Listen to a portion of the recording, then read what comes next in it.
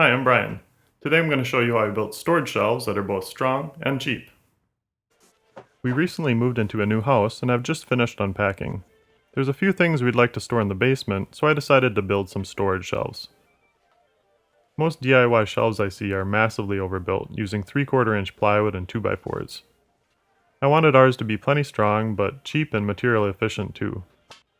For the shelving surface, I chose 1/4 inch MDF. The frame underneath the shelves are strips ripped from 2x4s. The strips are about 3/4 of an inch thick and 1.5 inches wide. To rip the strips, I use a circular saw guide, which you can learn about in the next video. Lining up the guide to rip uniform strips is tricky. I found this method to work well. First, I make marks with a knife in the corner where I'll want to line up the guide. Then I put the knife in the mark, slide the guide up against the knife, and clamp down the guide. I think this method gives you much greater accuracy than just lining up the pencil marks. The more clamps you use along the length of the guide, the better, especially when ripping thinner material. The 2x4s had a tendency to warp significantly when I had ripped several strips off of them. I ganged up the MDF and cut a bunch at one time. The frame strips were cut the same way. I attached one frame strip to each shelf so I could line up the rest of the frame against it. Attaching the frame to the MDF took a lot of clamps. I clamped everything together upside down, then flipped it over to drive in screws from the top. The shelves are so big because they'll be in a place where it's possible to access the shelves from opposite sides. Normally I would never make a shelf more than 2 feet deep because stuff near the back gets difficult to reach. The frame strips are relatively thin, so it was important to accurately place the screws. This was made more difficult by the fact that I deliberately had the MDF overhang the frame, so I could trim it flush with the router later on. I used a nail to mark each hole, drilled the holes, chamfered them, and drove in the screws. Lots and lots of screws.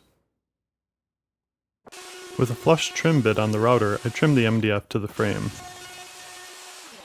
One side of the shelves will be attached to the wall, so I put up supporting strips to set them on. The other side will be attached to a freestanding frame.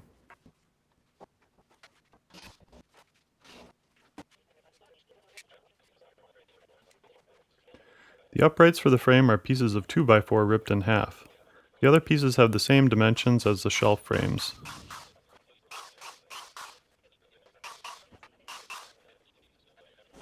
Hanging the shelves was definitely tricky. The fact that they're large squares makes them unwieldy, even though they're relatively light. Each shelf is screwed to the wall and frame.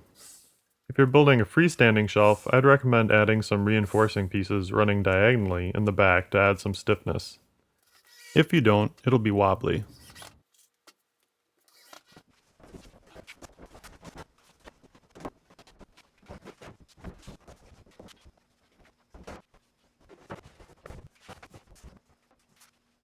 I was satisfied with how the shelves turned out. They have lots of space, are strong, and were inexpensive to build. I used 6 2x4s which cost $15.54, 8 hardboard sheets for $35.12, and a box of drywall screws for $3.18. So the total cost for all the shelving was $50.56. When I looked at Menards, the cost for similar pre-made shelving was 2 to 4 times as much. I've made plans for building the shelves which you can download here. In my next video, I'll show you how I built the circular saw guide I used for ripping the 2x4s. Thanks for watching, and see you next time. Take care.